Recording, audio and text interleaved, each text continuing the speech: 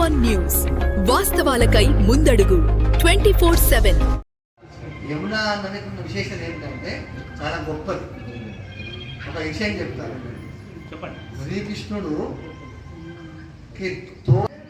రావణుడు ఎక్కడ నన్ను వేసింది పొంగుతూ ఉన్న యమున ఎంత పొంగుతున్నాడు, యమున దుక్కుతుంది, వర్షం పడుతుంది పైనుంచి కింద పొంగు చేసిన పాపాలన్నీ పడామని మన కృష్ణ పాపాలు ఒక మాసం అనుకోండి వచ్చింది మే 10 అధిక మాసం ఉంది. కనుక అధిక మాసం నుంచి వాయినాలు మేము తీసుకోవచ్చు.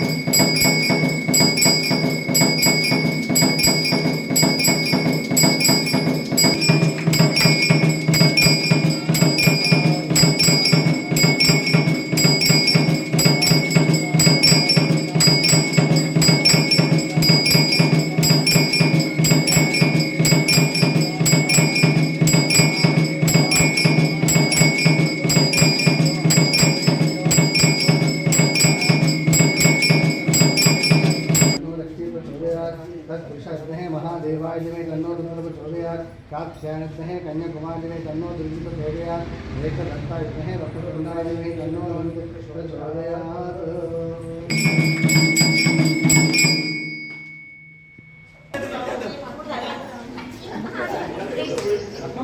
आस्ते आस्ते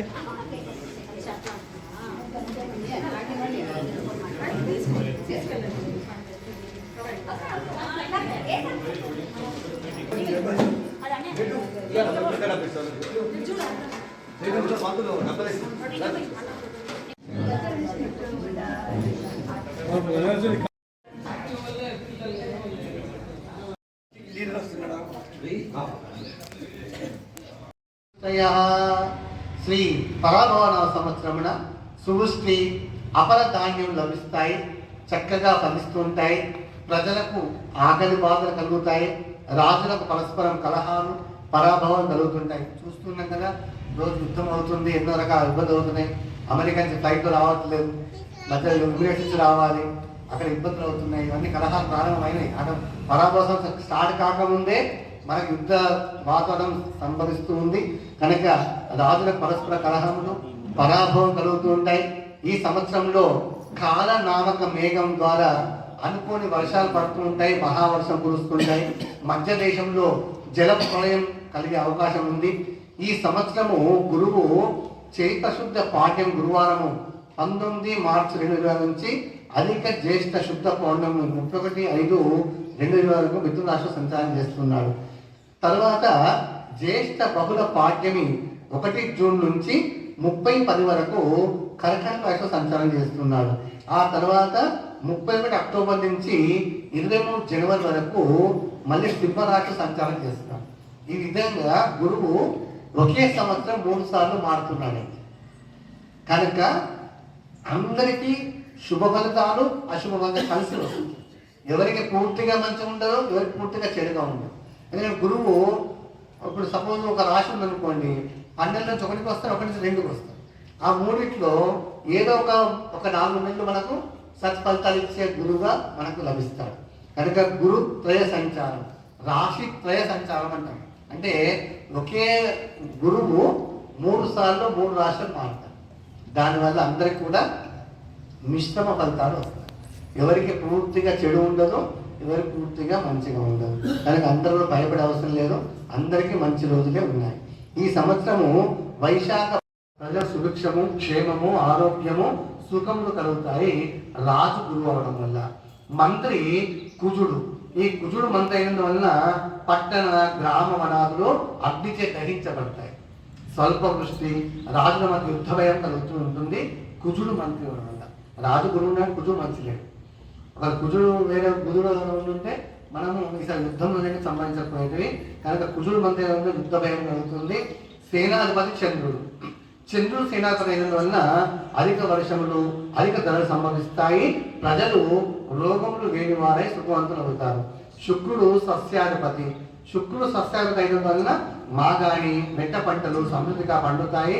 పాండు పండుగ భూములు తెల్ల ధాన్యములు బాగా పండుతాయి. తెల్ల ధాన్యములు అంటే పత్తి అలాంటివి ఉంటాయి కదా, అవి పత్తి బాగా పండే అవకాశం ఉంటుంది. ధాన్యాధిపతి బుధుడు. బుధుడు ధాన్యాధిపతి అయినందువల్ల మధ్యమ వృష్టి మధ్యమ పంటలు పండుతాయి. వాయుపీడిత మేఘం కలుగుతాయి. రాజులు భయభ్రాంతులు అవుతారు. అర్ఘ్యాధిపతి చంద్రుడు. చంద్రుడు అర్ఘ్యాధిపతి వలన అన్ని పంటలు సమృద్ధిగా పండుతాయి. అన్ని వస్తువులకు ధరలు అధికమవుతాయి. చంద్రుడు మేఘాధిపతి. ఈ చంద్రుడు మేఘాధిపతి అయిన వలన దేశంలో అన్ని రకం ధాన్యములు ఫలిస్తాయి. గోవులు సమృద్ధిగా పాలిస్తూ ఉంటాయి. రవి రసాధిపతి. రవి రసాధిపతి అయిన వలన నువ్వులు బెల్లము ఉప్పు నూనె మొదలగు వస్తువు ధరలు తగ్గుతాయి. అదేవిధంగా నీరసాధిపతి గురువు నీరసాధిపతి అయినందువలన రక్తములు బంగారము ధాన్యము పత్తి తోలు పువ్వులు శ్రీగంధము మొదలగు వస్తువులు సమృద్ధిగా ఉంటాయి. బ్రాహ్మణులు సుఖ సంతోషంగా ఉంటారు. చంద్రుడు సేనాధిపతి అర్ఘ్యాధిపతి మేఘంలో ఉన్న మంచి వర్షములు పాడి పంటలు పండే అవకాశం. అదేవిధంగా మనకు దివాచే మేష సంక్రాంతి అనర్ఘ కలహప్రద రాత్రో సస్యాబుద్ధిస్య క్షేమాలోకం సురక్షితం. ఈ సంవత్సరం చైత్ర బహుళ ద్వాదశి 14 ఏప్రిల్ 11:40 మేషరాశిలోకి రవి ప్రవేశిస్తున్నాడు. మాట చెప్తే గురువు ఎక్కువ ఉంటుంది. మన సమయం బాగాలేనప్పుడు కొంచెం తగ్గి ఉంటాం అనుకోండి, మనకు ఎలాంటి సమస్య ఉండదు, ఎవరితో ఇబ్బంది ఉండదు. కనుక ఎప్పుడైతే నారాయణుడు కానీ పరమాత్మ మన వైపు ఉంటే నవగ్రహాలు ఇబ్బంది ఏం చేయవాలి. కనుక భగవంతుడు ఆరాధన చేస్తూ ఉండండి. రోజు మీరు తినే అన్నం ఏదైతే పెడతారో వంట చేస్తారో ఫస్ట్ భగవంతుడు చూపించండి, తర్వాత మీరు తీసుకోండి. అన్ని శుభ ఫలితాలు. సర్వే జన సుజనో భవంతు, సర్వే సుజన సుఖినో భవంతు. అందరూ కూడా ఆరోగ్యంగా ఆనందంగా ఉండాలి.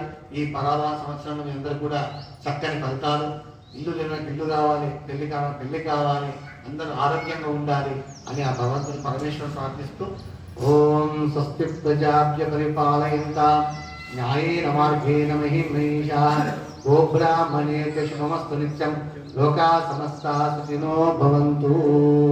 కాయేన మన ఛానల్ ని వెంటనే సబ్స్క్రైబ్ చేసుకుని పక్కనే ఉన్న బెల్ ఐకాన్ కొట్టేసి నోటిఫికేషన్ ఆన్ లో పెట్టుకోండి.